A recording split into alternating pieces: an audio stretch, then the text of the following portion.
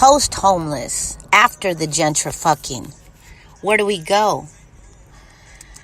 They put us in a room the size of a cracker box or a cooking stove, feeding us crumbs, putting us in system chains, anti-social workers and case manglers holding all the reins. I can't breathe just because the lid was put on top, locked me in a jailhouse box, doesn't make me suddenly okay. The trauma sits inside of my broken mind, itching, clawing at my insides. The trauma is a bacteria making it hard to be all right. They left me alone. No one is ever home. I don't got a family to call my own. It's just me and my violent thoughts. Takes a toll, barely can walk, lash out. Management accuses me of being HC. Yeah, hoarder cluttering is what it means. What can I say? These things are all I have to love me. Can't you see? Post-gentrifucked.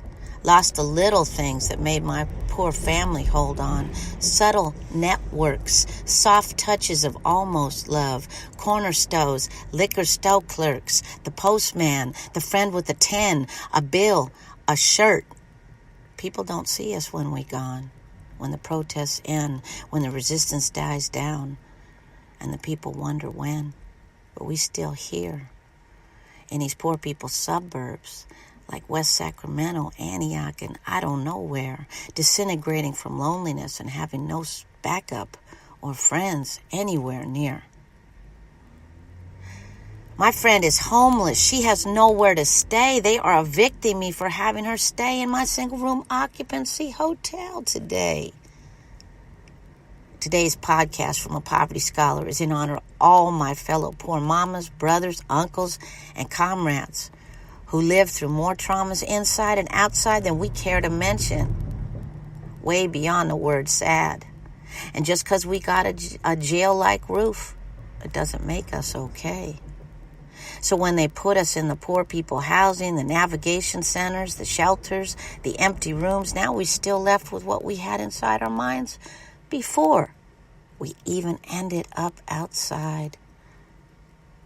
So when non-profiteer housing developers and activists alike talk about homelessness as a housing problem, we poverty scholars teach it's way more than that. Like Mother Teresa said, in the U.S., there's poverty of the spirit.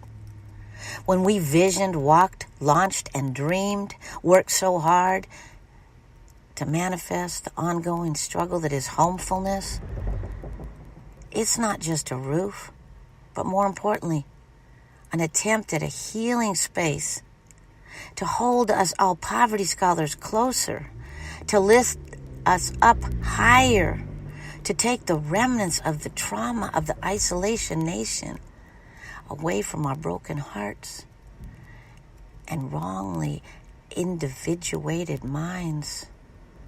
It is to work on holding each other even through the pain we inflict on each other and our babies. It is to help us wean ourselves from the lie of separation, nation, and state-sponsored solutions like police, CPS, and politricksters out our confused minds. It is to actually practice, live, vision, and be homeful. Can't you see? This podcast from a poverty scholar reaches out to fellow poverty scholars to understand that it is more, way more than our housing that's at risk, and to speak up when you are being bullied out your housing by a non-profiteer, so-called legal advocate who has never missed a meal, as my Mama D would say, who doesn't understand struggle anyway, who cuts deals with your scam lord when they tell you have 30 days to get rid of your belongings, the things that you love. Please come forward. Don't sign that fake-ass settlement agreement that also goes out to put you out. This podcast from a poverty scholar also goes out to conscious folks who are those advocates, who work in those nonprofits, which are trying to do good things, even if they are created as an emulation of a for-profit corporation. But this goes out to those good-hearted folks. Stop making those deals with poverty scholars. Whistleblow the wrongness. Think through other options for us poverty scholars than more jail-like regulations, and consider self-determination. Invite Poor Magazine in to teach Poverty Scholarship and remake your housing and service provision from the perspective of poverty scholars, not how many outcomes you can check off on your grant evaluations and government crumb assessments.